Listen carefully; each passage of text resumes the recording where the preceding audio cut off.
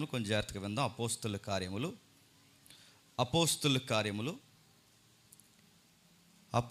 కార్యములు 2వ అధ్యాయం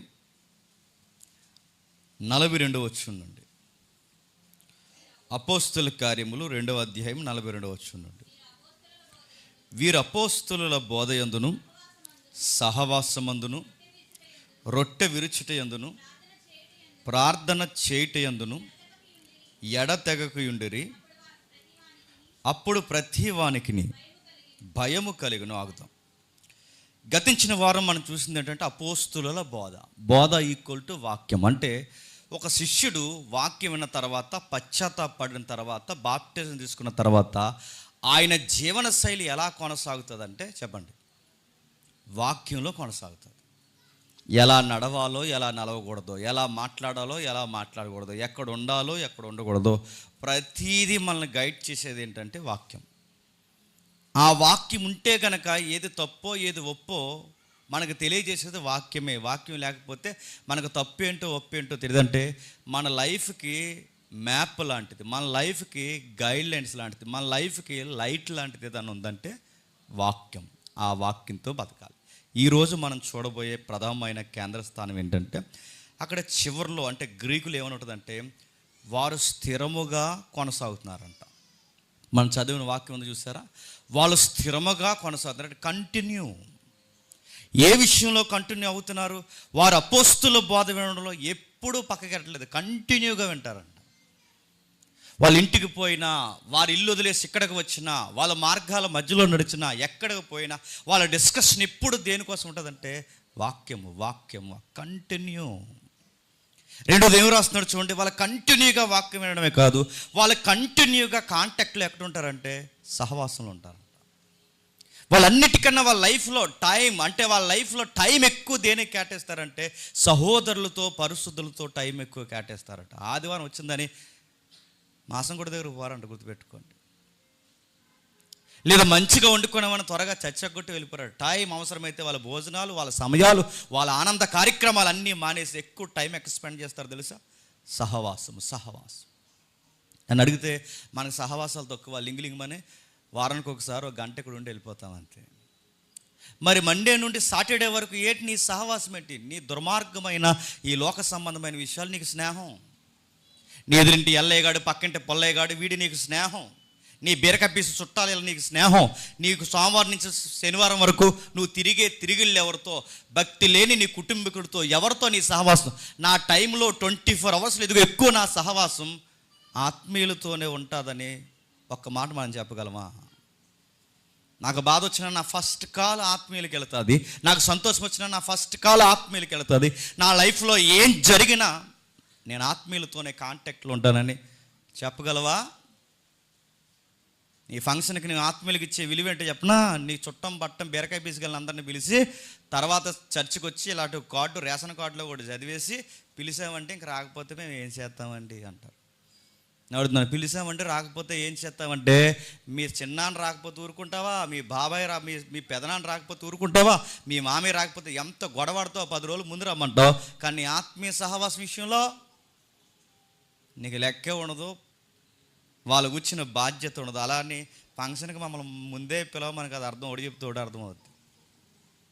విలువ అంటే నువ్వు ఎవరికి ఎక్కువ విలువనిస్తున్నావు, ఎవరికి వెయిట్ ఇస్తున్నావు?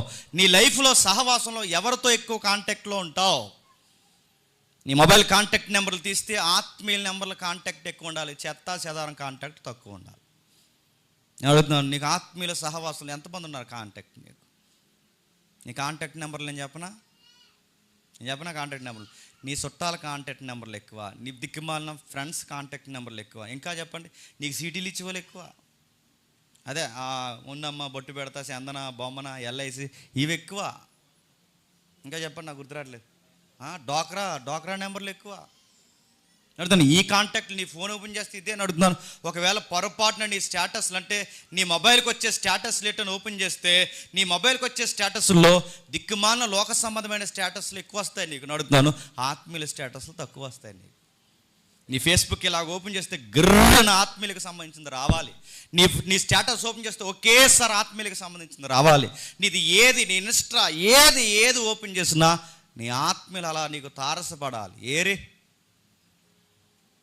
శిష్యుడు ఎలా కొనసాగుతాడంటే వాడు వాక్యం బాగా వింటాడు, ఎక్కువ వాక్యాన్ని బాగా డిస్కషన్ చేస్తాడు. ఆ డిస్కషన్ ఎవరితో పెడతాడంటే ఆత్మీయులతో ఎక్కువ కాంటాక్ట్లో ఉంటాడు. ఈరోజు మనం కేంద్రీకరించబోయేది రొట్టె విరిసే కార్యక్రమం. చదవండి ఒకసారి 42వ వచనం. వీరు అపోస్తుల బోధ యందును సహవాసమందును రొట్టె విరుచుటి యందును ప్రార్థన చేయటి యందు రొట్టె విరుచుటి యందును. ఇప్పుడు ప్రశ్న, రొట్టె విరవడం ఈ సమాజానికి లేదా ముఖ్యంగా మన సమాజానికి తెలిసిందా? ఒక ఆయన అన్నాడు, రొట్టె విరవడం అంటే ప్రభు రాత్రి భోజనం అన్నారు కనుక రాత్రి ఎరాలంట. ఏంటి వాళ్ళకి అలాగ అర్థమైంది. ప్రభు రాత్రి అన్నాడు కనుక రాత్రిలే తీసుకోవాలి, పగలు తీసుకోకూడదు అన్నాడు ఒక ఆయన. ఏకపాత్రలో తీసుకోమన్నాడు కనుక అందరికీ ఎంత బింది తెచ్చారంటే ఎంత బింది, ఇంకా ఏకపంగా ఆ బిందే ఎత్తుకుంటారు అంటే గ్లాసుల్లో వేయరు. ఎందుకంటే ఒకే పాత్ర అన్నాడు కనుక ఇంత బిందులోనే తాగాలి మనం అనగానే ఒక ఆయన అప్పట్లో కరిసి పెట్టుకుని తాగేశాడు. తర్వాత కంగారు వచ్చింది, ఇలా తాగేసేటని. అప్పట్లో మీకు గుర్తుందో లేదో నేను అడుగుతున్నాను, ఏది మనం ఆలోచించాలో, దేనికి కేంద్ర స్థానం ఇవ్వాలో, దేన్ని ప్రథమ స్థానం ఇవ్వాలో గాలికి వదిలేస్తారు. ఒకే రొట్టె అన్నారని ఏకంగా సంఘానికి ఇంత పెద్ద రొట్టె తెచ్చారట, దాన్ని విరవరట, ఒకరొకరు ఇలా పీకుతున్నారట. ఒక ఆయన గట్టిగా పీకేశాడు, మనం టిఫిన్ చేయలేదనుకుంటా. ఒక్కొక్కరు మీరు చూడండి, అంటే అసలు విషయాన్ని అసలు విషయం ఏదైతే మనకి కాంటెక్స్ట్ ఏదైతే ఉందో దానిలోకి ఇన్వాల్వ్ అవ్వడం మానేస్తారు. మన సందర్భాల్లోంచి రొట్టెని తీసుకోవడం స్టార్ట్ చేశారు. ఒక శిష్యుడు తన జీవితంలో దేనికి ప్రథమ స్థానం ఇస్తాడు? వాక్యానికి, సహవాసానికి, మూడవది రొట్టెకి. ఏంటి రొట్టె కార్యక్రమం ఏంటి? కొందరు సంవత్సరానికి ఒకసారి తీసుకుంటారు, కొందరు నెలకు ఒకసారి తీసుకుంటారు, కొందరు వారానికి ఒకసారి తీసుకుంటారు, కొంతమంది ప్రసాదంలో తీసుకుంటారు, కొంతమంది 31st తీసుకుంటారు. ఎందుకంటే ఈ ఏడాదంతా కాపాడు దేవుడు, వచ్చే ఏడాది కూడా మనల్ని కాపాడాలంటే తీసుకోడు మంచిదని తీసుకుంటారు. ఒక్కొక్కడికి ఒక ఫీలింగ్ ఉంది. బల్ల చుట్టూ ప్రభు ఏర్పరిచిన టేబుల్ ఏదైతే ఉందో ఆ బల్ల చుట్టూ వీళ్ళు తీసుకునేది ఏంటి తెలుసా? ప్రభురాత్రి భోజనంలో, అంటే లార్డ్ సపర్ అని మనం ఏదైతే మాట్లాడుకుంటున్నామో ఆ ప్రభురాత్రి భోజనంలో 7 డెఫినేషన్లు ఎక్కువైపోయాయి తప్ప ఒక శిష్యుడికి ఉండాల్సిన డెఫినేషన్ ఏంటో గాలికి వదిలేస్తారు. మనం విమర్శ చేయట్లేదు, మనం సద్విమర్శ చేసుకుందాం, మనం ఎవరికో బయట వాళ్ళకి నేర్పించట్లేదు, మనకి మనం చెప్పండి నేర్చుకుందాం శిష్యరికం. ఏం చెప్తున్నాడు? ఇదిగో సంవత్సరానికి ఒకసారి తీసుకోవాలా, నెలకు ఒకసారి తీసుకోవాలా, వారానికి ఒకసారి తీసుకోవాలి, లేదా ప్రసాదంలా తీసుకోవాలా. కొంతమంది అది తీసుకున్నప్పుడు ఎలాగనుకుని తీసుకుంటారు. ఈ అలవాటు ఎక్కడదో.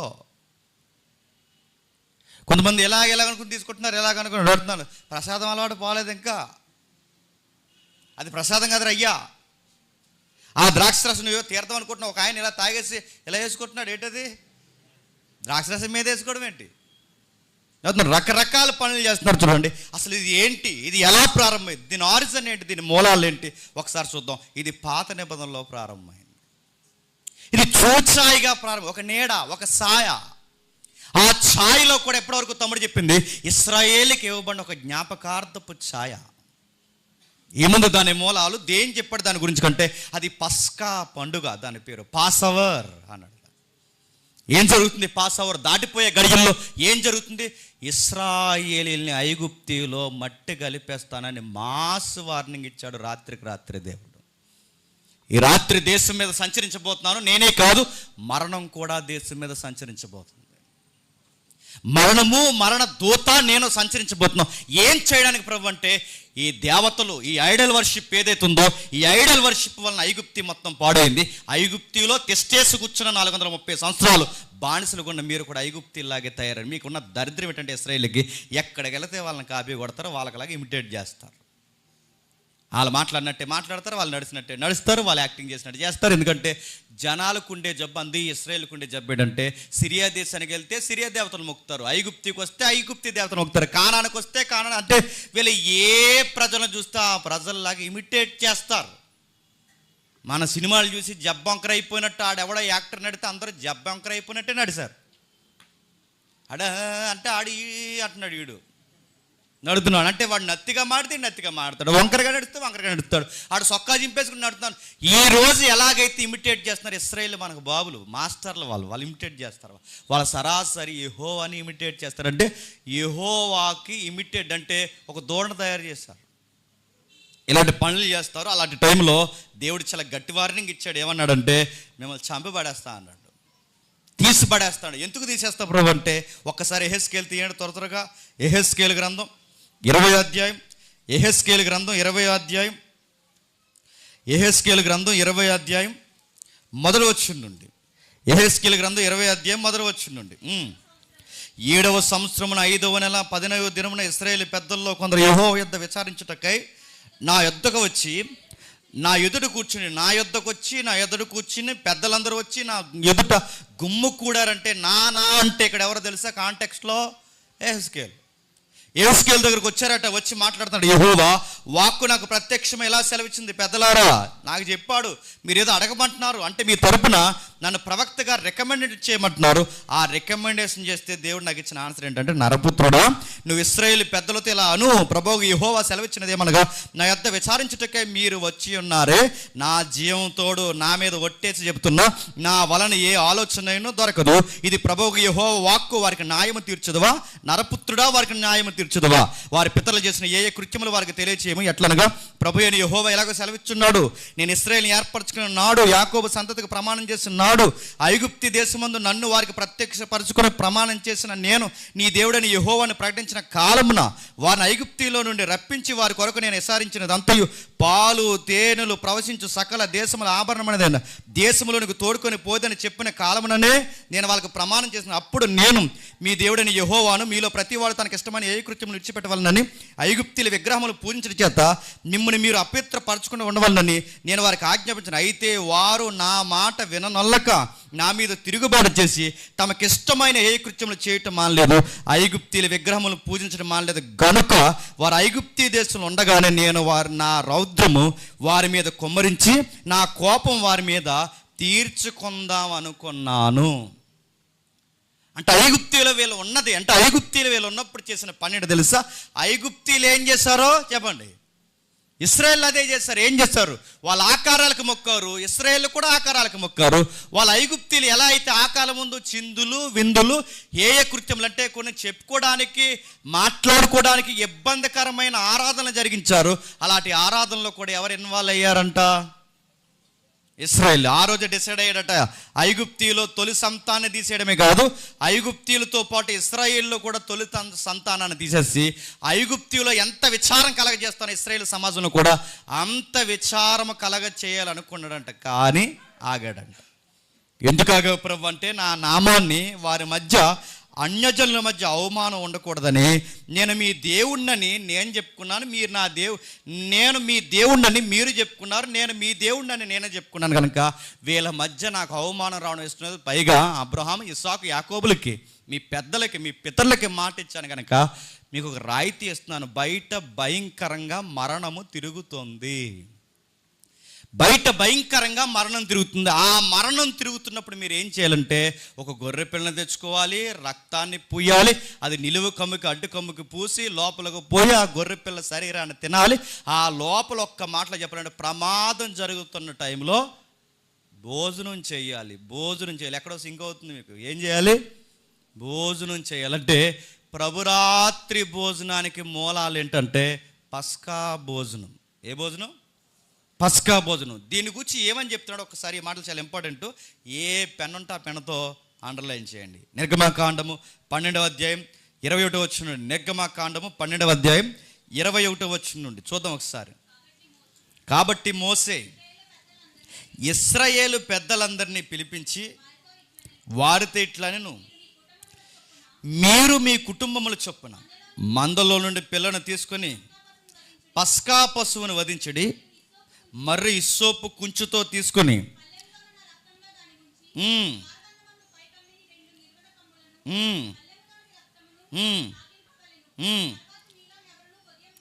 తర్వాత మీలో ఎవరో ఉదయం వరకు తన ఇంటి ద్వారం నుండి బయలు వెళ్ళకూడదు. యెహోవా ఐగుప్తీయులు హతము చేయుటకు దేశములో సంచారం చేయొచ్చు. ద్వారబంధపు పై కమ్మి మీదను 2 నిలువ కమ్ముల మీదను ఉన్న రక్తమును చూసి యెహోవా తలుపును దాటిపోవును. మిమ్మల్ని హతము చేయుటకై మీ ఇండ్లలోనికి సంహారకుడిని చేరనీయుకుడి. కాబట్టి మీరు నిరంతరము మీకును మీ కుమారులకు, ఇక్కడ బాగా నిరంతరము మీకును మీ కుమారులకును దీనిని కట్టడగా ఆచరించవలను. యెహోవా తాను సెలవిచ్చిన మీకు ఇచ్చుచున్న దేశమందు మీరు ప్రవేశించిన తర్వాత మీరు దాన్ని ఆచరించవలను. మరియు మీ కుమారులు మీరు ఆచరించి ఆచారం ఏమిటని మీరు అడిగినప్పుడు మీరు ఇది యెహోవా పస్కా బలి, ఆయన ఐగుప్తీలను హతము చేయొచ్చు మన ఇండ్లను కాసినప్పుడు ఆయన ఐగుప్తిలో ఉన్న ఇశ్రాయేలు ఇండ్లను విడిచిపెట్టినని అనవలనని చెప్పాను. అప్పుడు ప్రజలు తలలు వంచి నమస్కారం చేసిరి. అప్పుడు ఇశ్రాయేలు అలాగు చేసిరి, యెహోవా మోసే అహరోనులకు ఆజ్ఞాపించినట్లు చేసిరి. ఏం చెప్తున్నాడు? నీ పిల్లలు అడుగుతారు, ఏమని అడుగుతారంటే, డాడీ ఈ పండగ ఏంటి డాడీ అని అడుగుతారు. వాళ్ళు అడుగుతారు, నీ పిల్లలు, డాడీ ఈ ఆచారం ఏంటి, మమ్మీ ఈ ఆచారం ఏంటి అని అడుగుతారు. తల్లిగా తండ్రిగా మీ పిల్లలు మిమ్మల్ని అడుగుతున్నప్పుడు మీరు చెప్పాలి, జ్ఞాపకం చేసుకోండి అని చెప్పాలి. ఏం జ్ఞాపకం చేసుకోవాలట? హిస్టరీ, చరిత్ర జ్ఞాపకం చేసుకోవాలి. ఏ చరిత్ర జ్ఞాపకం చేసుకోవాలి అని పిల్లలు అడిగినప్పుడు వాళ్ళకి చెప్పాలట. ఏమని చెప్పాలంటే, ఇదిగో వాళ్ళకి చెప్పాల్సిన మాట ఏంటంటే, దేవుడు ఐగుప్తిని హతం చేస్తున్నప్పుడు మనల్ని కూడా చంపేయాలనుకున్నాడు రా.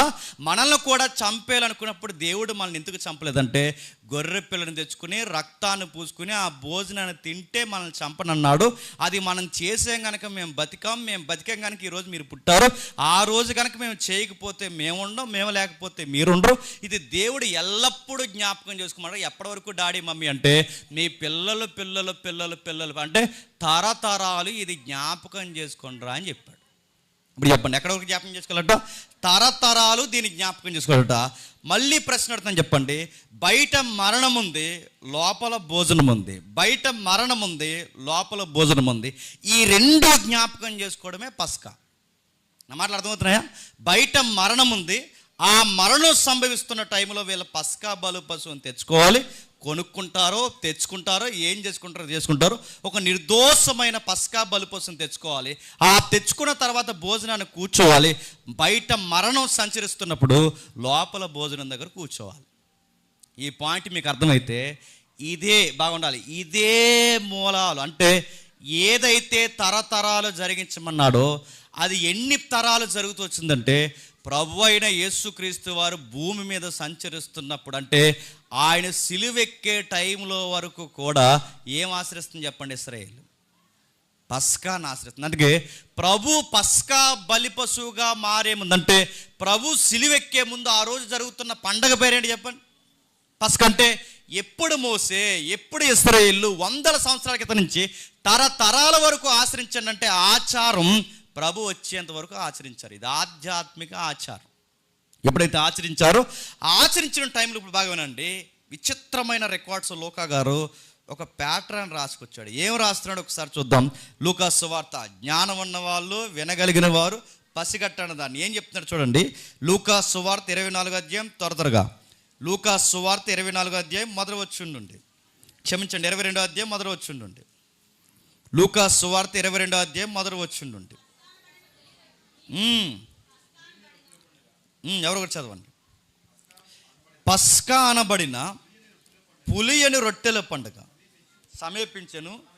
ప్రధాన యాజకులను శాస్త్రులను ప్రజలకు భయపడరు గనక ఆయనను ఎలాగూ చంపింతుమని ఉపాయం ఎతుకుచుండ్రు. జాగ్రత్తగా వినాలి. ఇందాక మనం పస్కా బలి పశువు కార్యక్రమాన్ని చదువుతున్నప్పుడు అంటే నిర్గమాకాండం సందర్భం జరుగుతున్నప్పుడు ఏ వాతావరణం అలువుకుంది? మరణం. నా మాట అర్థమవుతలేదు, మరణం. అదే చరిత్రని జ్ఞాపకం చేస్తూ లూకా గారు ఏం రాస్తున్నారు చూడండి. సేమ్ మళ్ళీ ప్రభువుని ఎలా చంపేయాలని మరణపు వార్తలు ఊపందుకున్నాయి. ప్రభువుని చంపేస్తారు, అడ్డొచ్చి ప్రభు తాలికంటే పేతుని చంపేస్తారు. పేతుర్నే కాదు, యాకోబు కూడా నేను ప్రభు తాలికనంటే యాకోబు శిష్యులందరిని చంపేస్తారంటే చావు కేకలు అంతర్గతంగా ఫామ్ అవుతున్నాయి. ఆ రోజు ఐగుప్తిలో మరణ వార్త ఎలాగైతే కమ్ముకొచ్చిందో ఆ రోజు కూడా అంటే ప్రభు టైంలో కూడా చంపేసే ప్రయత్నం చేస్తున్నారట. అంటే బయట బాగా వినండి, వాళ్ళ మరణ వార్త సంభవిస్తున్నప్పుడు అంటే చంపే వార్త సంభవిస్తున్నప్పుడు ఇశ్రాయేలు ఏం తెచ్చుకోవాలి చెప్పాలి?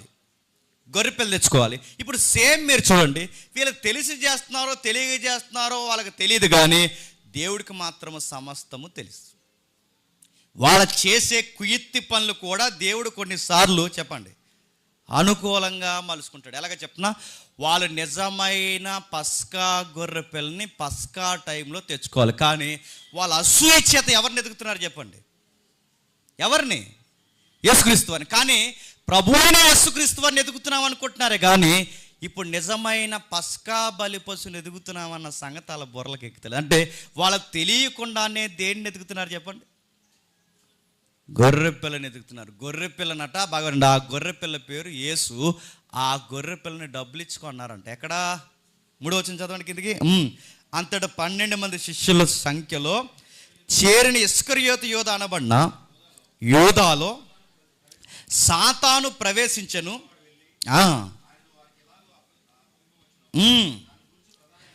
దాని గురించి ప్రధాన యాజకులతోనూ అధిపతులతోనూ మాట్లాడెను.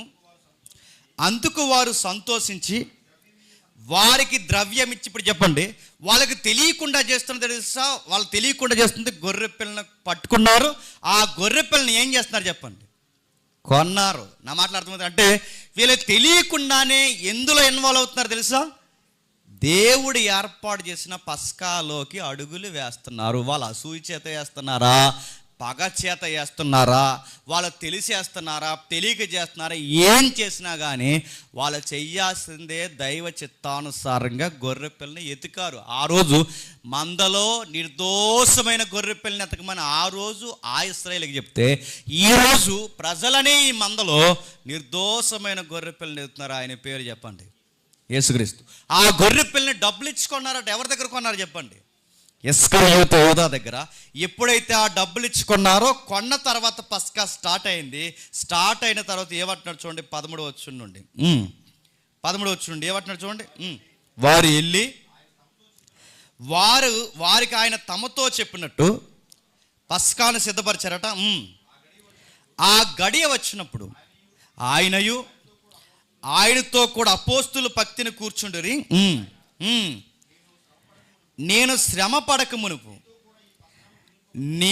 మీతో కూడా ఈ పస్కాను మిక్కిలి ఆశపడితిని, అది దేవుని రాజ్యంలో నెరవేరే వరకు ఎన్నడును దాన్ని భుజింపనని మీతో చెప్పుచున్నాను వారితో చెప్పి, ఆయన గిన్నె ఎత్తుకొని కృతజ్ఞతాస్తుతులు చేయని జాగ్రత్తగా వినాలి. మనం ఎందుకు ప్రభురాత్రి భోజనం తీసుకుంటున్నా మనకు అర్థం కావాలి. కింద చెప్తున్నారు చూడండి.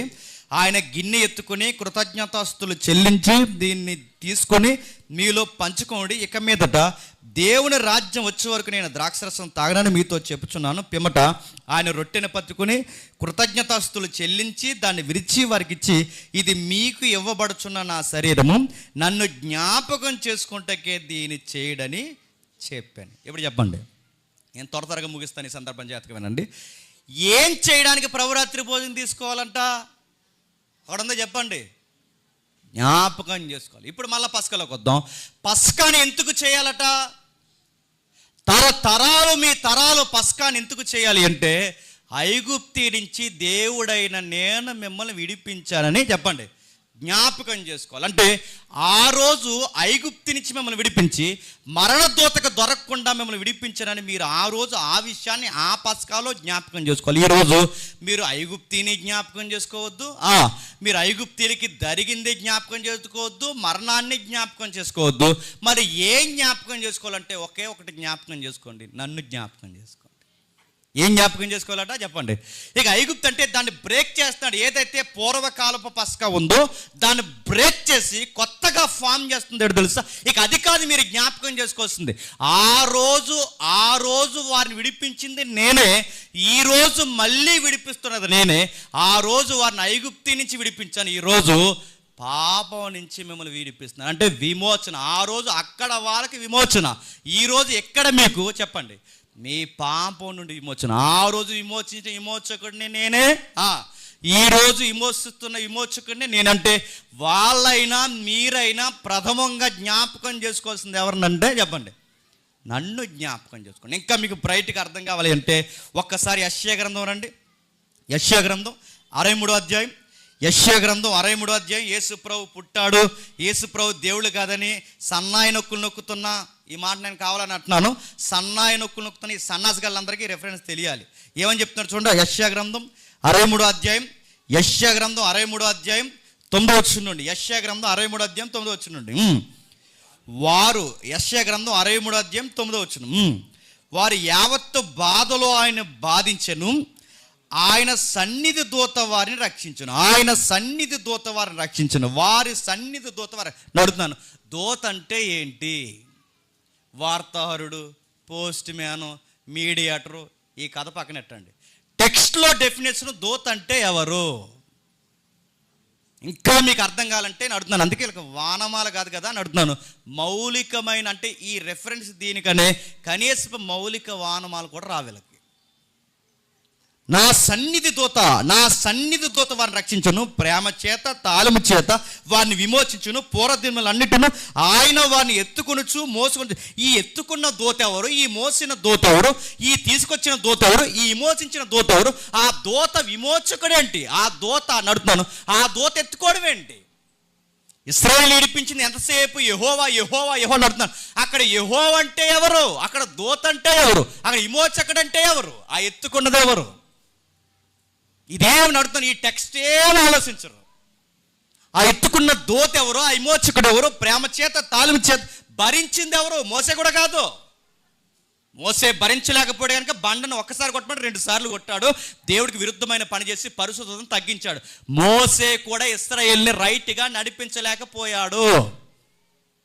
ఇశ్రాయేలు నడిపించింది ఆకాశం నుంచి మన్నా కురిపించి, వాళ్ళకి దాహం వేస్తే బండను బద్దలు చేసి వాళ్ళకి కావలసినంత విస్తారమైన ఆహారము, విస్తారమైన నీళ్లు, ఇంకా మనకి బాగా అర్థం అంటే బట్ట మాయకుండా చెప్పులు అరగకుండా అరణ్యంలో బంతుల్లా నడిపించింది ఎవరో తెలుసా? ఆ దూత. ఏ దూత? ఆ విమోచకుడు. ఏ విమోచకుడు? ఆ రక్షకుడు. ఏ రక్షకుడు? ఆ ప్రేమ చేత ఓపికతున్న ఈ మానవ చరిత్రలో భరించే స్వభావం కలిగిన వాడు ఎవరు? ఆయన పేరే ప్రత్యక్షమైతే నజరేయుడైన యేసు, ప్రత్యక్షం కాకపోతే ఆయన పేరు క్రీస్తు. అంతకుముందు ఆయన పేరు దూత. ఏమని రాస్తున్నాడు చూడండి ఒకసారి. నిర్గమాకాండము 23వ అధ్యాయం, నిర్గమాకాండం 23వ అధ్యాయం 20 వచనం చూడండి ఒకసారి. నిర్గమాకాండం 23వ అధ్యాయం 20 వచనం. ఇదిగో నిన్ను త్రోవలో కాపాడి నేను సిద్ధపరిచిన చోటికి నిన్ను రప్పించుటకు నా దూతను నీకు ముందుగా పంపుతాను, నిన్ను రక్షించడానికి. నిన్నంటే ఎవరు ఇక్కడ? ఏకవచనంలో ఇశ్రాయేలు. అంటే ఆ జనాంగాన్ని మొత్తం ఇశ్రాయేలు ఒక వ్యక్తిగా పోలుస్తూ మాట్లాడుతున్నాడు. ఇదిగో త్రోవలో నిన్ను కాపాడి సిద్ధపరిచిన చోటుకు నేను రప్పించడానికి ఒక దూతను నీకు ముందుగా పంపుతును.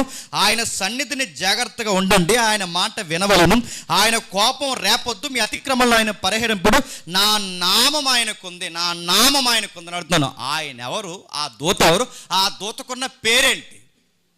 యెహోవా యెహోవా యెహోవా యెహోవా అని యెహోవా సాక్షుల్లా ఫీల్ అవుతున్న ప్రతి ఒక్కరికి తెలియాల్సింది ఏంటంటే ఆయన పేరు కూడా యెహోవా. అంటే ఆ దూత పేరు కూడా యెహోవా. ఇంతకీ యెహోవా అని కానీ తగునమ్మా అని తయారైపోయిన బ్యాచ్ అందరూ ముగ్గురు యెహోవా అలా అంటే, నీకు అసలు యెహోవా అంటే తెలుసా? యెహోవా అంటే ఏంటి? ఎబ్రీ శబ్దం ఏంటి అంటున్నాను. ఎబ్రీ అని కూడా కదా, ఇబ్రూ శబ్దం ఏంటి?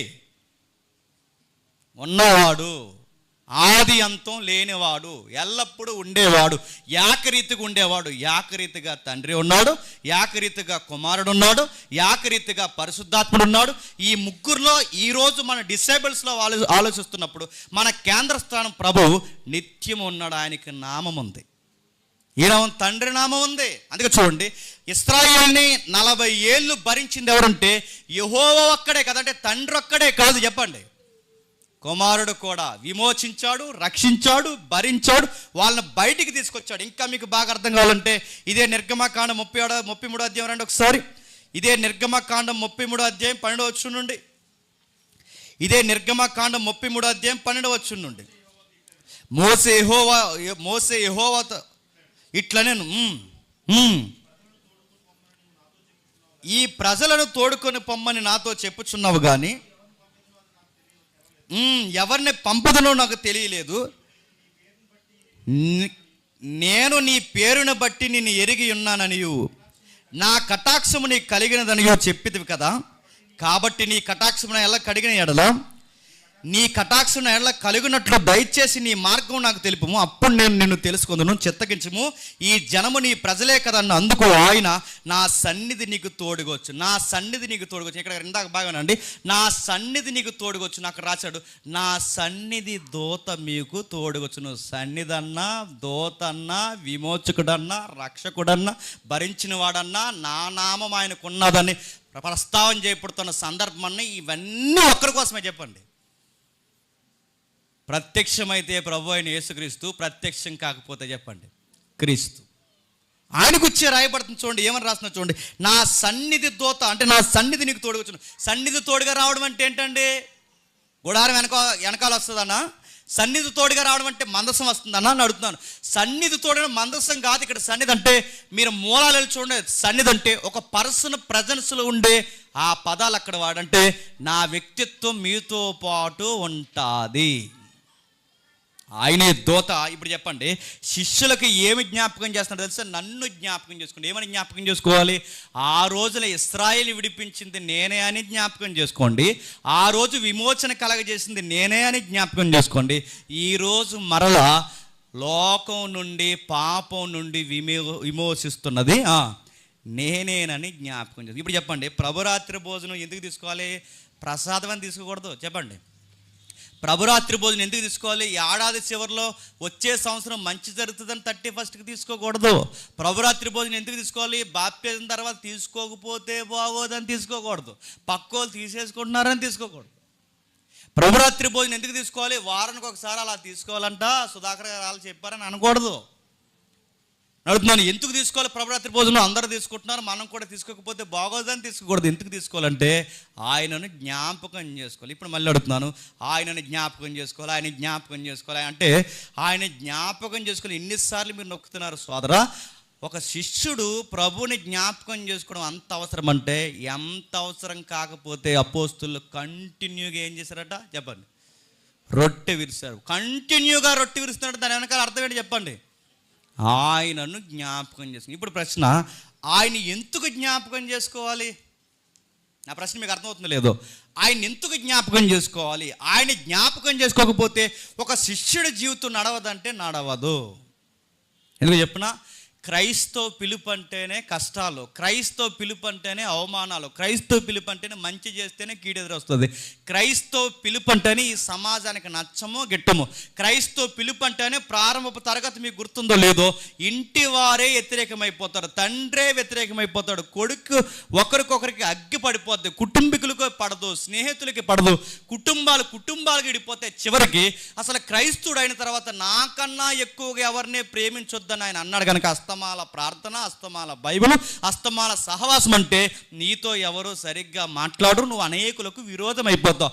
ఇలాంటి టైంలో కష్టము, కన్నీరు, ఇబ్బంది, సమస్య ఎలివేత గురవుతున్నప్పుడు నువ్వు మానసికంగా కృంగిపోకుండా స్ట్రాంగ్గా ఉండాలి అంటే సూత్రం ఒకే ఒక్కటే చెప్పండి, ఆయనను జ్ఞాపకం చేసుకో. ఎలా జ్ఞాపకం చేసుకోవాలి? నీకన్నా ఎలివేతకు గురయ్యాడు, నీకన్నా అవమానాలకు గురయ్యాడు, నీకన్నా ఘోరాతి ఘోరంగా సిలువ వేయబడ్డాడు, నీకంత దారుణాతి దారుణంగా హేళనకు గురయ్యాడు, తల్లికి దూరమయ్యాడు, తండ్రికి దూరమయ్యాడు, సహవాసానికి దూరమయ్యాడు, స్నేహితులకు దూరమయ్యాడు, అన్యాయంగా అమ్మబడ్డాడు. అందరు చూస్తుండగా నగ్నంగా అర్ధనగ్నంగా ఏలాడదీసి చంపేశారు ఆయన్ని. ఆయనను జ్ఞాపకం చేసుకో. శిలువ మీద ఆయనకి జరిగిన ఘోరాన్ని జ్ఞాపకం చేస్తూ నీ అప్పులు, నీ తిప్పలు, నీ బాధలు, నీ రోగాలు, నీ సమస్యలు నిన్ను ఏది కృంగ చేస్తున్నా ఒకటే చెయ్యి, ఆయనను జ్ఞాపకం చేసుకో. కృంగిపో. నేను మళ్ళీ చెప్తాను, నువ్వు కృంగిపో. నీకంతా వ్యతిరేకమైపోయినా, నీకు రోగాలు ఇబ్బందులు అయిపోయినా, నువ్వు అప్పుల పాలైపోయినా, ఒంటరి అయిపోయినా ఏం కాదు, ఆయనను జ్ఞాపకం చేసుకో.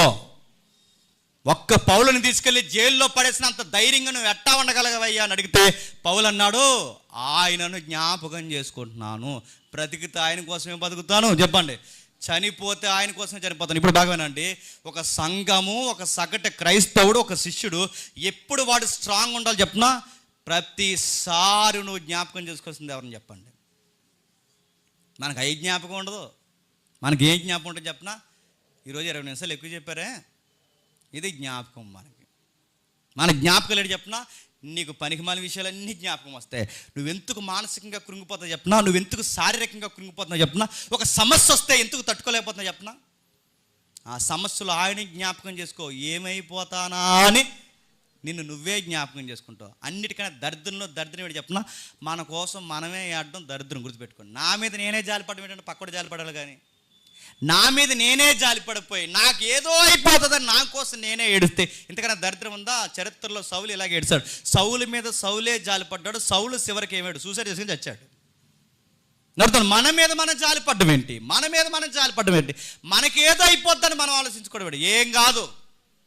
రోమపత్రిక అదే రాశాడుగా, శ్రమ అయినను, ఖడ్గమైనను, కరువైనను, హింస అయినను, బాధ అయినను, ఏదైనను క్రీస్తుతో నేనుంటే ఏది నన్ను ఏమీ చేయలేదు. ఆయన నుంచి నన్ను ఏది ఎడవాపు చేయను, ఆయనతో నేనుంటే ఏది నన్ను చెప్పండి బాధకు కృంగదీయను.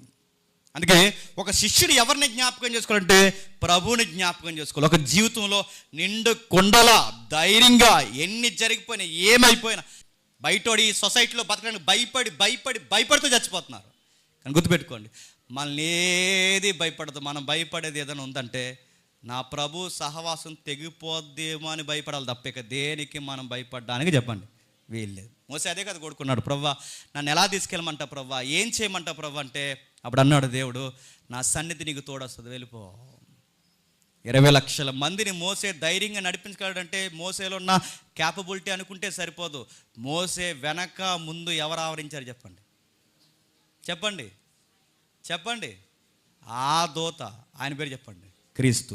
20 లక్షల మందిని నడిపించడానికి ఆయన వెనక ముందు క్రీస్తు ఆవరించాడు కనుక నడిపించగలిగాడు. నడుతున్నాను, నువ్వు 20 లక్షల మంది నడుపుతున్నాను, లింగి అని తన పిల్లలు పెంచుతున్నావు చెప్పు.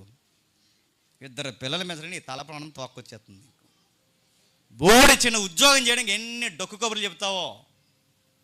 ఒక్క పిల్లోని కానీ తర్వాత వాడిని సాకడానికి నీ అడుగుతున్నా, నీ ఎవ్వరమంతా అడిగి ఖర్చు పెడేస్తున్నావు.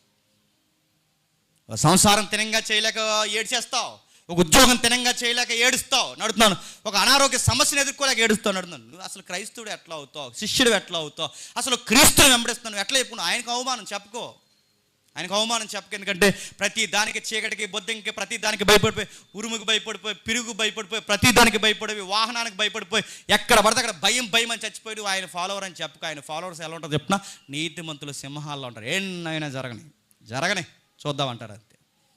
ఎలా వస్తుందా ఆ ధైర్యం అంటే నేను క్రైస్తుని ప్రాక్టీస్ చేస్తున్నాను, క్రీస్తుని వెంబడిస్తున్నాను. అందుకే క్రీస్తుని గురించి చెప్తున్నాడు చూడండి. ఆయన ఎందుకు ఒక సగటు క్రైస్తవుడు, ఒక శిష్యుడు ఎందుకు జ్ఞాపకం చేసుకోవాలంటే క్రైస్తవ జీవితం సముద్రపు అలల్లాగా లెగుస్తూ పడుస్తూ అంటే పడతాది లెగిస్తుంది అంటే ఏదో ఒక బాధ, ఇది పోతే ఇది అంటే ఒకటి పోతే ఒకటి రెడీగా ఉంటాయి మనకి. అలాంటి టైంలో నేను స్ట్రాంగ్గా నిలబడాలి అంటే చెప్పండి, నా ఎనర్జీ ఎవరు చెప్పండి? క్రీస్తు క్రీస్తు క్రీస్తు క్రీస్తు. అందుకే వాళ్ళ పత్రికలు కానీ వాళ్ళ ప్రసంగాలు కానీ వాళ్ళు ఏం మాట్లాడినా సెంటర్ పాయింట్లు ఎవరిని పెట్టుకున్నారో తెలుసా? క్రీస్తు. అందుకే చూడండి ఒకసారి కొరింథీయులకు రాసిన మొదటి పత్రిక 1వ అధ్యాయం ముగిద్దాం. కొరింథీయులకు రాసిన మొదటి పత్రిక 1వ అధ్యాయం 22వ వచనం. కొరింథీయులకు రాసిన మొదటి పత్రిక 1వ అధ్యాయం 22వ వచనం. యూదులు చూసి క్రియలు చేయమని అడుగుచున్నారు, గ్రీసు దేశస్థులు జ్ఞానం వెతుకుచున్నారు, మేము సిలువ వేయబడిన క్రీస్తును ప్రకటించుచున్నాము. ఏంటంటే చూడండి, వాళ్ళు ఏమడుతున్నారు? యూదులేమో జ్ఞానులేమో జ్ఞానాన్ని ఎదుగుతున్నారట, యూదులేమో చూసి క్రియలు అడుగుతున్నారట. కానీ మా ప్రసంగాల్లో మా బ్రతుకుల్లో మాకు కేంద్ర స్థానం అంటే సెంట్రల్ క్రైస్ట్ వర్షిప్ ఏంటో తెలుసా? మేము క్రైస్ట్ని ఎక్స్పోజ్ చేస్తా ఉన్నారట. ఈరోజు ఆదివారం వర్షిప్లు కదండి, మళ్ళీ చెప్తాను వినండి. ఈరోజు ఆదివారం వర్షిప్లు కదా, మీరు ఇంటికి వెళ్ళిన తర్వాత ఒక్కసారి ఛానల్ సరదాగా ఓపెన్ చేయండి. మీరు సరదాగా ఛానల్ ఓపెన్ చేస్తే మెజారిటీ ప్రసంగాలు ఏంటి చెప్పినా మారల్ వాల్యూస్ నేర్పించే ప్రసంగాలే. ప్రసంగాల్లో ఎవరు కేంద్ర స్థానం లేరు చెప్పండి. భర్తతో కాపురం ఎలా చేయాలనుకుంటున్నావా? అయితే ఈ ఉదాహరణ విను, ఇదో వర్తమానం. పబ్లిక్లో చెప్పే మెసేజ్ ఏంటి, శిష్యులకి చెప్పే మెసేజ్ ఏంటి, కనీసం అవగాహన లేని వాళ్ళు ఈరోజు సువార్థికులై పులిపేట్ల మీద నిలబడితే క్రైస్ట్ని హైట్ చేస్తున్నారు. మళ్ళీ చెప్తున్నాను, క్రైస్ట్ని హైట్ చేస్తున్నారు, దాచేస్తున్నారు వీళ్ళు. ప్రసంగంలో కేంద్రీకృతమై ఎవరు ఉండాలి? ప్రసంగం అంతా ఎవరు చుట్టూ తిరగాలి? నీ ల్యాండింగ్ ఎక్కడికి రావాలి? క్రైస్ట్ క్రైస్ట్ క్రైస్ట్ నడుతున్నారు. క్రీస్తు లేకుండా అపోస్తులతో ఒక్క ప్రసంగం చూపించండి, క్రీస్తు లేకుండా ఒక పత్రిక చూపించండి, క్రీస్తు లేకుండా అసలు క్రొత్త నిబంధన, అసలు క్రీస్తు లేకుండా ఏ నేపథ్యం నడవదు. కానీ ఈరోజు ప్రసంగాలు మోరల్ వాల్యూస్ నైతికత గురించి మాట్లాడంటే బయట వాళ్ళు ఎలాగైతే నీతి కథలు చెప్తున్నారో మనోళ్ళు కూడా పులిపేట్ల మీద నిలబడి ఏం చెప్తున్నారు చెప్పండి? నీ నీతి కథలు ఎవరికి కావాలి రయ్యా? నీతి కథలు చెప్పినంత కాలం సొసైటీ బాగుపడిందా? చెడనొద్దు, చెడు చూడొద్దు, చెడు మాట్లాడొద్దు. నీతి కథలు, పౌరాణిక కథలు, ఏవైతే బేతాల కథలు, ఈ కథలు చెప్తే బాగుపడిందా? నువ్వెందుకు ఆ మోటివేషన్కి వెళ్తున్నావు? ఎగ్జాంపుల్గా చెప్పాలి తప్ప నీ ప్రసంగం అంతా ఎవరి చుట్టూ తిరగాలి చెప్పండి? క్రైస్ట్, నీ మోడల్ క్రైస్ట్ దగ్గరికే ఏ ప్రసంగమైనా ల్యాండ్ అవ్వాలి. మన యూట్యూబ్లో మన ప్రసంగాలు ఏదైనా చూడండి, తమ్ముళ్ళు కానీ మాది కానీ ఏదైనా చూడండి, మన ల్యాండింగ్ తిరిగి ఎక్కడికి వస్తుందో తెలుసా? క్రీస్తుతోనే ముగియాలి. అంతే, ప్రసంగం అలానే ముగియాలి. ఇంకా ఏం చేస్తున్నారు చూడండి వాళ్ళు. అదే అధ్యాయం, మొదటి అధ్యాయం 37 వచనం చూడండి. అతిశయించువాడు ప్రభువునందే అతిశయింపవలను అని రాయబడినది నెరవేరినట్టు దేవుని మూలముగా ఆయన మనకు జ్ఞానము, నీతియు, పరిశుద్ధత, విమోచన ఆయను. ఎవరాయన? విమోచన అయింది ఎవరు? ఆ విమోచన దూత. అతిశయించాల్సింది ఎవరిని బట్టి? ప్రభువుని బట్టి. ఇప్పుడు చెప్పండి, పౌలు గారి ఎంటైర్ గాస్పల్లో చెప్పండి క్రీస్తు. ఎవరిని జ్ఞాపకం చేసుకుంటున్నారు సార్? పౌలు గారు అస్తమాల మీరు ఎవరినండి జ్ఞాపకం చేసుకుంటారంటే పౌలు గారు చెప్పేది చెప్పండి. పత్రిక రాసిన ఆయనే జ్ఞాపకం వస్తాడు, ప్రసంగం చేసిన ఆయనే జ్ఞాపకం వస్తాడు, పాట పాడిన ఆయనే జ్ఞాపకం వస్తాడు. వాళ్ళ జీవితం మొత్తం ఎవరిని జ్ఞాపకం చేసుకుంటున్నారు చెప్పండి? క్రీస్తు. ఇంకా మీకు బాగా అర్థం కావాలంటే ఒక్కసారి రండి, ఒకసారి 22వ అధ్యాయం క్షమించండి, ఒకసారి చూద్దాం. ఇదే నెక్స్ట్ మరొక పత్రిక, కొరింథీ రాసిన 2వ పత్రిక 5వ అధ్యాయం, 5వ అధ్యాయం 20వ వచనం ఒకసారి చూద్దాం. కొరింథీ రాసిన 2వ పత్రిక 5వ అధ్యాయం 20వ వచనం. కావున మా దేవుడు మా ద్వారా ఏడుకొనినట్లు మేము క్రీస్తుకు రాయబారులమై దేవునితో సమాధాన పనుడని క్రీస్తు పక్షముగా మిమ్మల్ని బతిమాలుకొనుచున్నాము. ఎందుకనగా మనం ఆయన యందు దేవుని నీతి అగునట్లు పాప మెరగని ఆయన మన కోసము పాపముగా. చూడండి, మీరు చూడండి క్రైస్ట్ మిస్ అవుతున్నాడా? ఈరోజు మోటివేషన్ ప్రసంగాలు ఎందుకు వస్తున్నాయి? మళ్ళీ ప్రశ్న అడుగుతున్నాను. అన్యులు కూడా ఈరోజు మన ప్రసంగాలు షేర్ చేసుకుంటున్నారంటే నువ్వు క్రైస్ట్ని మిస్ చేసావు కనుక నీ ప్రసంగాలు ఎవరు షేర్ చేసుకుంటున్నారు చెప్పనా? అన్యులు కూడా షేర్ చేసుకుంటున్నారు. నువ్వు మోటివేట్ చేస్తున్నావు, మోరల్ వాల్యూస్ కోసం మాట్లాడుతున్నావు, తప్పేంటో ఒప్పేంటో చెప్తున్నావు, కానీ ఆ తప్పప్పులు కడిగేసేవాడు అక్కడ ఉన్నాడన్న సంగతి నువ్వు హైట్ చేసావు. ఎందుకంటే నువ్వు క్రైస్ట్ని ఎక్స్పోజ్ చేస్తే నేను ఎవరో చూడరనుకుంటున్నావు. అయినా క్రైస్ట్ని ఎక్స్పోజ్ చేస్తే నన్ను చూడరనుకుని అనుకుంటున్నావు లేదో నాకు తెలియదు, కానీ బహుశా ఇలా చెయ్యాలని నీకు తెలియకంటే ఆయన చుట్టూ నా ప్రసంగము, నా బ్రతుకు, నా ఆలోచన తిరగాలని బహుశా ఇప్పటివరకు నీకు ఎవడో చెప్పలేదేమో, బహుశా నువ్వు నేర్చుకోలేదేమో, తెలియదేమో, పసిగట్టలేకపోయావేమో. అందుకే పౌలు గారు కానీ వాళ్ళ శిష్యులు, అంటే ఆది కాలపు శిష్యులు, అపోస్తులు, వారు ఎవరిని ఎక్కువ జ్ఞాపకం చేసుకున్నారు చెప్పండి? క్రీస్తుని. ఇంకా మీరు చూడండి, గలతీ పత్రిక 2వ అధ్యాయం 20వ వచనం. గలతీ పత్రిక 2వ అధ్యాయం 20వ వచనం. క్రీస్తుతో కూడా సిలువ వేయబడి ఉన్నాను, ఇకను జీవించువాడును నేను కాను, క్రీస్తే నా యందు జీవించుచున్నాడు. ఏంటంటే అది, నేను క్రీస్తుతో కూడా సిలువ వేయబడి ఉన్నాను, ఇక జీవించువాడు నేను కాదు, క్రీస్తే నా యందు జీవిస్తున్నాడు. అగస్టిన్ గారు తెలుసుగా, మీ ఇదిలో అగస్టిన్ గారు కాదు, అగస్టిన్ గారు ఉన్నారుగా. అగస్టిన్ గారు గట క్రైస్తవుడై ఉన్నప్పుడు కూడా, అంటే పూర్తిగా ప్రభువు నమ్మలేనప్పుడు కూడా, అంటే పూర్తిగా దేవుడిని తన జీవితంలోనికి ఆహ్వానించలేని టైంలో కూడా అగస్టిన్ గారు ఏం చేశారు తెలుసా? పాత కాంటాక్ట్లు ఉండేయంట ఆయనకి. పాత కాంటాక్ట్లు అంటే బాగా వ్యభిచారన్నమాట. విచ్చలవిడి వ్యభిచారం చేసేవాడు. తర్వాత క్రీస్తుని నమ్ముకున్నాడు. క్రీస్తుని నమ్ముకున్న తర్వాత ఆ దారిన పోతుంటే పాత కాంటాక్ట్లో ఉన్న ఆమె పిలిచిందట, అగస్టిన్ అని. అప్పుడు అన్నాడట, నీకు పరిచయం ఉన్న అగస్టిన్ చచ్చిపోయాడు, ఈరోజు నీతో మాట్లాడుతున్న అగస్టిన్ మరొకడు పుట్టాడు. నీ అగస్టిన్ ఎప్పుడు పోయాడు, పాతవి గతించను, సమస్తము నూతనంగా ఆయను, నేను క్రీస్తుతో కూడా చెప్పండి సిలువ వేయబడ్డానన్నాడంట. ఇప్పుడు చెప్పండి, ప్రభువు కొరకు జీవించేలా ఎలా ఉంటారంటే వాళ్ళ ఎమోషన్స్లో, వాళ్ళ టెంప్టేషన్స్లో, వాళ్ళ మనీ విషయంలో, వాళ్ళ టైం విషయంలో, వాళ్ళ యొక్క వర్షిప్ విషయంలో, ఏదైనా మీరు చూడండి, ఫెలోషిప్ ఎక్కడ మీరు తీసుకోండి, వాళ్ళ క్రైస్తుని బట్టే కేంద్రీకృతమై ఉంటారంట. క్రీస్తుని బట్టే కేంద్రీకృతం. అందుకే చూడండి, నేను బ్రతుకుతున్నానంటే ఆయన కోసమే, సిలువ వేయబడ్డానంటే ఆయన కోసమే, మళ్ళీ బతికానంటే చెప్పండి ఆయన కోసమే. ఇప్పుడు చెప్పండి, క్రీస్తుని ఎందుకు నమ్ముకున్నారంటే మీ దగ్గర ఆన్సర్ ఉండాలి. ఆయనతో పాటు చచ్చిపోవడానికి. క్రీస్తుని ఎందుకు నమ్ముకున్నారంటే రెండు ఆన్సర్ ఉండాలి. ఆయనతో పాటు మళ్ళీ చెప్పండి తిరిగి లేవడానికి. చచ్చిపోయాను, ఆయనతో పాటు తిరిగి లేచాను, ఒకరోజు శాశ్వతంగా చెప్పండి నిజంగా తిరిగి లేస్తాను. మన జీవితంలో ఎవరిని కేంద్రీకృతమై జ్ఞాపకం చేసుకోవాలంటే క్రీస్తు క్రీస్తు క్రీస్తు. త్వరగా రిఫరెన్స్ చూసి మనం ముగిద్దాం. ఎఫెసీ పత్రిక 2వ అధ్యాయం 7వ వచనం చూడండి. ఎఫెసీయులకు రాసిన పత్రిక 2వ అధ్యాయం 7వ వచనం. క్రీస్తు యేసుతో కూడా మనల్ని ఆయనతో కూడా లేపి పరలోకమందు ఆయనతో కూడా కూర్చునిబడి. ఎక్కడ మీరు చూడండి రెఫరెన్స్ దాటిపోవండి. ఇంకా చూడండి, ఫిలిప్పీయులకు రాసిన పత్రిక 2వ అధ్యాయం 5వ వచనం. ఫిలిప్పీయులకు రాసిన పత్రిక 2వ అధ్యాయం 5వ వచనం.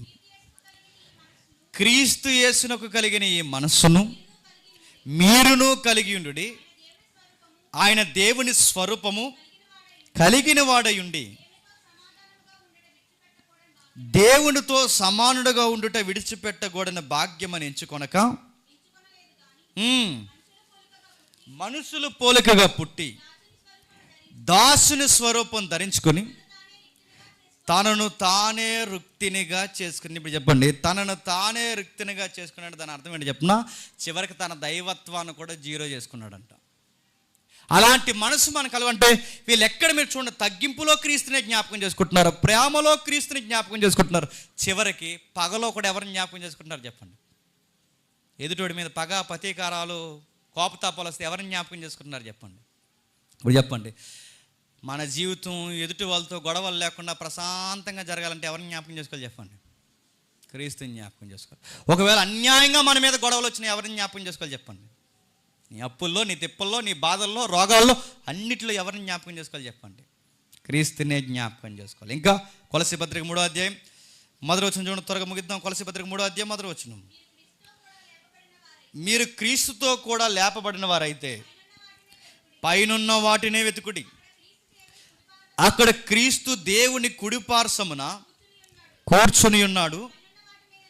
పైనున్న వాటి మీదే కానీ భూ సంబంధ వాటి మీద మనసు ఉంచుకొనకడి, ఏలయనగా మీరు మృతి పొందితిరి, మీ జీవము క్రీస్తుతో కూడా దేవుని యందు దాచబడి ఉన్నది.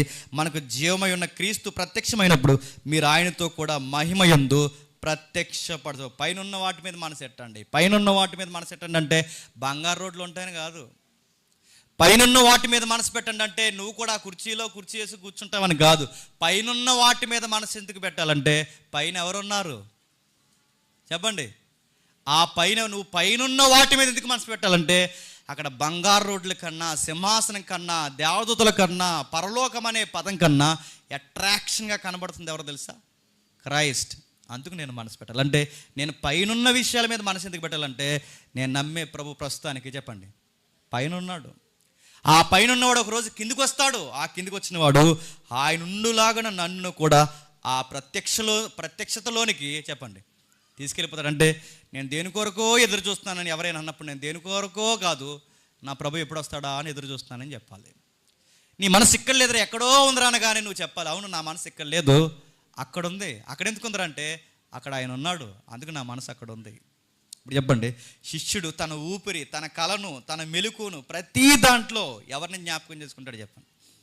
క్రీస్తు. క్రీస్తు క్రీస్తు వాళ్ళ ప్రసంగాల క్రీస్తు, వాళ్ళ పాటల క్రీస్తు, వాళ్ళ నడవడిక క్రీస్తు, వాళ్ళ సహవాసాల క్రీస్తు, వాళ్ళ రొట్టె విరుస్తున్నది క్రీస్తు. క్రీస్తు క్రీస్తుని జ్ఞాపకం చేసుకోవడానికి.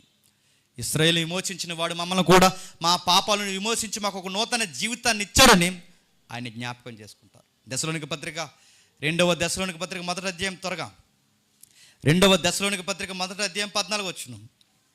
2వ దశలోనిక పత్రిక 1వ అధ్యాయం 14 వచనం.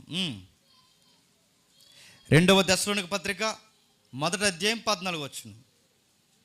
లేదా కిందికి ఉంటుంది చూడండి, చివరి వచనం క్షమించండి, చివరి వచనం చదవండి. అదే 1వ అధ్యాయం చివరి వచనం. 2వ దశలోనిక పత్రిక లేదు మీకు, ఉంది కదా, ఆ 1వ అధ్యాయం చివరి వచనం చదవండి. క్రీస్తు యొక్క కృప చొప్పున మీ యందు మన ప్రభు అయిన యేసు నామమున ఆయన యందు మీరును మహిమ పొందినట్లు మేలు చేయవలనని మీలో కలుగు ప్రతి ఆలోచన విశ్వాసయుక్తమైనదై ప్రతి కార్యమును బలముతో సంపూర్ణముతో చేయొచ్చు. మన దేవుడు తన పిలుపునకు మిమ్మల్ని యోగ్యులుగాను ఎంచినట్లు మీ కొరకు ఎల్లప్పుడూ ప్రార్థించుచున్నాను.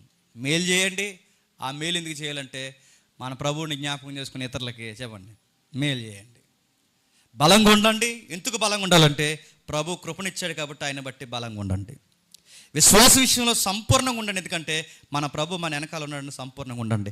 మీరు ఇలా ఉండాలని మీ కొరకు నేను క్రీస్తుని బట్టి మిమ్మల్ని బట్టి ప్రార్థన చేస్తాను.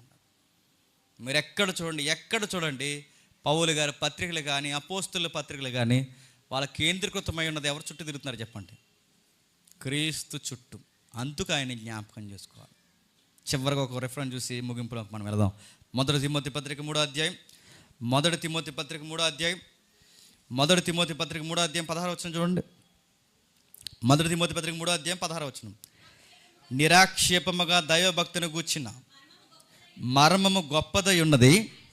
ఆయన సశరీరుడుగా ప్రత్యక్షమై ఆత్మ విషయంలో నీతిపరుడని తీర్పు నొందెను. దేవదూతలకు కనబడును, రక్షకుడని జనములలో ప్రకటింపబడును, లోకమందు నమ్మబడును, ఆరోహణుడై తేజోమయుడు. మళ్ళీ అడుగుతున్నాను, ప్రశ్న అడుగుతాను, చెప్పండి. అసలు 3వ అధ్యాయం దేనికోసం చెప్తున్నాడండి? సంఘ పెద్దల కోసం. ఎవరి కోసం? సంఘ పెద్దలు. ఇప్పుడు చెప్పండి, సంఘ పెద్దల కోసం చెప్తూ సడన్గా ఎవరి కోసం చెప్తున్నాడు చెప్పండి? క్రీస్తు కోసం. దైవము శరీరంగా ప్రత్యక్షమైంది అంటే ఇప్పుడు చెప్పండి, సంఘం సరిగ్గా ఉండాలన్నా, సంఘ పెద్దలు తిరంగా ఉండాలన్నా, వీటన్నిటికీ మూలం ఒక్కటే చెప్పండి, ఆయనను జ్ఞాపకం చేసుకోవాలి. దైవము ప్రత్యక్షమయ్యింది అంటే సంఘ పెద్దల కాంటెక్స్ట్లో కూడా ఎవరిని జ్ఞాపకం చేస్తున్నారు చెప్పండి? క్రీస్తునే. అందుకే చూడండి, ఈ అధ్యాయంలో ప్రతి అధ్యాయంలో ఏదో ఒక మూలని ఎవరిని టచ్ చేస్తారు చెప్పనా? క్రీస్తునే జ్ఞాపకం చేసుకోండి. దేవుడు ఇలాలోనికి ప్రత్యక్షమయ్యాడు. ఆ మర్మం గొప్పది. శరీరుడుగా ప్రత్యక్షమయ్యాడు. ఆత్మయందు నీతిపరుడని తీర్పు పొందాడు. దేవదూతలు కనబడ్డాడు. రక్షకుడని జనాల్లో ప్రకటింపబడ్డాడు. లోకమందు నమ్మబడ్డాడు. ఆరోహణమై తేజోమయుడు అయిపోయాడు. ఆయనని జ్ఞాపకం చేసుకోండి. సంఘ పెద్దలారా, మీరు సంఘాన్ని బాగా నడిపిస్తారన్నారట. ఇప్పుడు చెప్పండి, సంఘ పెద్దలు ఆయనే జ్ఞాపకం చేసుకోవాలి, వర్తమానకులు ఆయనే జ్ఞాపకం చేసుకోవాలి, కాపర్లు ఆయనే జ్ఞాపకం చేసుకోవాలి, సంసారులు ఆయనే జ్ఞాపకం చేసుకోవాలి, వ్యాపారం చేస్తున్న వాళ్ళు ఆయనే జ్ఞాపకం. ఎవరైనా ఎవరిని జ్ఞాపకం చేసుకోవాలి చెప్పండి? ఆయన్నే జ్ఞాపకం చేసుకోవాలి. ఇప్పుడు చెప్పండి, నువ్వు రొట్టె విరుస్తున్నప్పుడు ఏం జ్ఞాపకం రావాలి నీకు? చెప్పాలి. ప్రభువుని ఎల్లప్పుడూ జ్ఞాపకం చేసుకోవాలన్న జ్ఞాపకం అంటే నా కొరకు చనిపోయాడు, నా కొరకు తిరిగి లేచాడు, మరలా ఒక రోజు వస్తానన్నాడు, అప్పటి వరకు నా జీవితంలో ఏం జరిగినా నాకడి మీద చెయ్యేసి నేను ఏం తిరిగి చూడనని మాటిస్తున్నానని జ్ఞాపకం చేసుకున్న రొట్టె తీసుకోవాలి. కానీ అలా తీసుకోవట్లేదు. ఈ వారం అంతా పాపాలు చేశాను, ఈ వారం కడిగేసుకుంటున్నాను, మళ్ళీ వచ్చే వారం తీసుకుంటాను, మళ్ళీ ఇక్కడ ఎన్నిసార్లు కడుక్కుంటావు? కడుక్కోవడానికి కదా అయ్యి తీసుకునేది. దేనికి చెప్పండి? ప్రభురాత్రి భోజనం మరలా పాపాన్ని కడుక్కోవడానికి నీకు లైసెన్స్ కాదు, ఆయనను జ్ఞాపకం చేసుకోవడానికి. నీకు ఆల్రెడీ ఒకసారి కడగబడ్డాయి. ఆ కడగబడిన జ్ఞాపకం చేసుకుని పశ్చాత్తాపడు. ఇక ప్రతి వారం అది నీకు ట్యాబ్లెట్ కాదు, నీకు లైసెన్స్ కాదు. ప్రతి వారం వచ్చి నేను కడుగుతున్నాను, మా పాపాలు, నీ పాపాల ప్రస్తావన ఇక్కడ వద్దు. ఇక్కడ వస్తున్నది ఒకటే, ఆయనని జ్ఞాపకం చేసుకో, విమోచకుడని జ్ఞాపకం చేసుకో. ఒక శిష్యుడిగా ఎల్లప్పుడూ ఆయన జ్ఞాపకం చేసుకో. ఈరోజు ప్రసంగాలన్నీ మోరల్ వాల్యూస్ చుట్టూ తిరుగుతున్నాయి. ఈరోజు ప్రసంగాలన్నీ పనికిమాల విషయాల చుట్టూ తిరుగుతున్నాయి. అనేకమైన వ్యర్థమైన ఉదాహరణల చుట్టూ తిరుగుతున్నాయి. కొన్ని పదాలు ఉచ్చరించాలి అంటే గుర్తుపెట్టుకోండి. నా క్రైస్తుని ఒకవేళ నేను మరుగు చేస్తానేమో అని కూడా దాచుకోవాలి. కొన్ని పదాలు గుర్తుపెట్టుకో.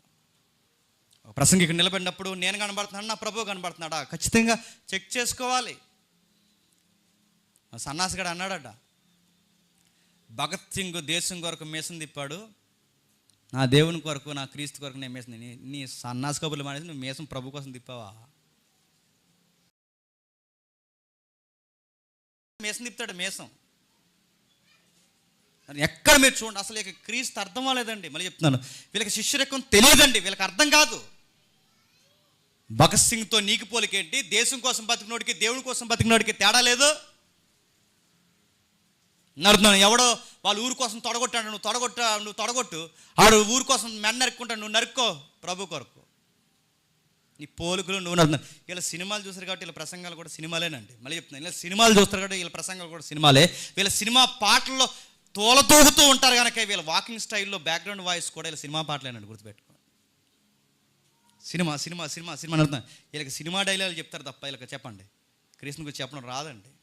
అందుకే చెప్తున్నాను, ప్రభువుని జ్ఞాపకం చేసుకో. ప్రభురాత్రి భోజనంలో నాకు జ్ఞాపకం రావాల్సింది, నా జీవితంలో ప్రతిరోజు జ్ఞాపకం రావాల్సింది. చెప్పండి ప్రభు.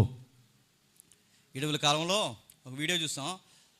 ఆయన గారు నడిచి వస్తుంటే బ్యాక్గ్రౌండ్ సాంగ్ పెట్టారు. పెట్టిన వాళ్ళకి బుద్ధి లేదు, పెట్టించుకున్న ఈయనకైనా చెప్పండి బుద్ధి ఉండాలిగా. నేను సరాసరి వాళ్ళకి ముఖ్యమైన వ్యక్తిగా వీడియో ఫార్వర్డ్ చేశాను, ఏంటిది అని అడిగితే ఆ సహోదరి లేదా ఆ సహోదరుడు ఒక మాట అన్నారు. వాళ్ళ హృదయాల్లో క్రైస్ట్ హీరోగా లేడు కనుకే వాళ్ళు హీరోస్లా ఫీల్ అవుతున్నారు. My dear brother, I'm sorry అంది, గుర్తుపెట్టుకోండి. మీకేం అర్థమైంది చెప్పండి. మన జీవితంలో కేంద్రీకృతమై హీరోలా క్రీస్తు ఉండలేకపోతున్నాడు కనుకే మనం పువ్వులు ఎంచుకున్నా నడుస్తాం, కాలమే పెట్టుకుంటాం. చెప్పండి, పాస్టర్ గారు ఎవరైతే ఇక్కడ నిలబడ్డారో ఇలా రండి, ఆశ్రమం తీసుకుని వెళ్ళిపోండి అంటున్నాం, నడుతున్నాను. నా లైఫ్లో నేనే హీరో అయిపోయాను. ప్రభు హీరో, ఆయనే జ్ఞాపకం చేసుకోవాలి. ప్రభురాత్రి భోజనం ఎందుకు తీసుకుంటున్నారంటే ఐగుప్తీయులు ఆ రోజు ఇశ్రాయేలుని విమోచించాడు. ఈరోజు నా పాపంలో లోకంలో దేవుడు నన్ను విమోచించాడు, నాతో నిబంధన చేసుకున్నాడు. అందుకు ఆయన్ని జ్ఞాపకం చేసుకోవడానికే చెప్పండి రొట్టె విడుస్తున్నా. జ్ఞాపకం చేసుకుంటే ఏం మేలు వస్తుందో మీకంటే, జ్ఞాపకం చేసుకుంటే ధైర్యం వస్తుంది. నా కష్టాల కన్నీళ్ళు ఆయన జ్ఞాపకం చేసుకుంటే బతకాలన్న కసి వస్తుంది. ఆయన జ్ఞాపకం చేసుకుంటే ఎలాంటి విషయాలకైనా ఎదురు నిలబడాలన్నా చెప్పండి ఒక సమాధానం వస్తుంది. అందుకు ఆయన నేను చెప్పండి జ్ఞాపకం చేసుకుని. ఇప్పుడు చెప్పండి, శిష్యరికం అంటే వాక్యం వినాలి, పశ్చాత్తాపడాలి, బాప్టిజం పొందాలి, అపోస్తుల బోధ వింటూ చదవాలి. చెప్పండి, రొట్టె విరుస్తూ ఆయన ఎప్పుడు జ్ఞాపకం చేసుకోవాలి. ఇది శిష్యరికం నడవడిక.